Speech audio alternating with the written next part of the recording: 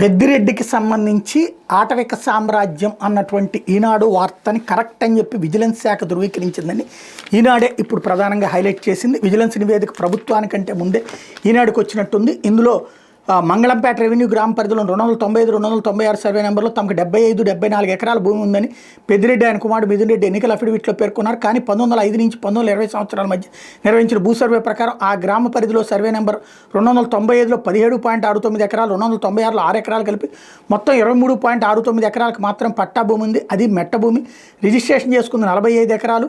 Pakala sub registrar కార్యాలయం registered sale డీడ్లోనే. వెబ్లాండ్లో ఏకంగా 77.54 ఎకరాలు అటవీ భూమి అనువంశికంగా వచ్చిందని చెప్తున్నారు. 86.65 ఎకరాలు ఆక్రమించేశారు అంటూ గూగుల్ ఎర్త్ మ్యాప్ల ఆధారంగా ధృవీకరించారన్నటువంటి వార్తని హైలైట్ చేశారు. వాళ్ళు ఆల్రెడీ వాళ్ళ పేరుతో రిజిస్టర్ అయినాయి అన్నటువంటి ఆధారాలు చూపించారు. అట్లా గతంలో కోర్టుల్లో కేసులు వేసి వాటి మీద గెలిచినటువంటిది చూపించారు. ప్రస్తుతం విజిలెన్స్ రిపోర్ట్ పరంగా అయితే పెద్దిరెడ్డి మీద కేసు పెట్టేటటువంటి అవకాశం ఉంటుంది. అట్ ద సేమ్ టైం ఇది లీగల్గా కోర్టులోనే తెలుస్తుంది, కానీ దీని ఆధారంగా అరెస్ట్ చేసే అవకాశం ఉంది. బట్ ఇంటి దగ్గరికి పోనీయకుండా ఆపడం, ఇప్పుడు మొన్న మధ్యన ఆయన ఇంటి దగ్గర తిరుపతిలో ఉన్నటువంటి ఇంటి దగ్గరికి వెళ్లకుండా ఆ రోడ్డు అంతకుముందు వేశారని చెప్పి దానికి ఆ రోడ్డును ఓపెన్ చేయాలని ఎట్లాంటి ఆదేశాలు ఇచ్చారో అట్లాగా ఇది అటవీ శాఖ స్వాధీనం లాంటి ఏమన్నా ఆదేశాలు ఇవ్వడానికి అవకాశం ఉంటుంది. బట్ అరెస్ట్ లాంటి అవకాశాలు ఉండకపోవచ్చు.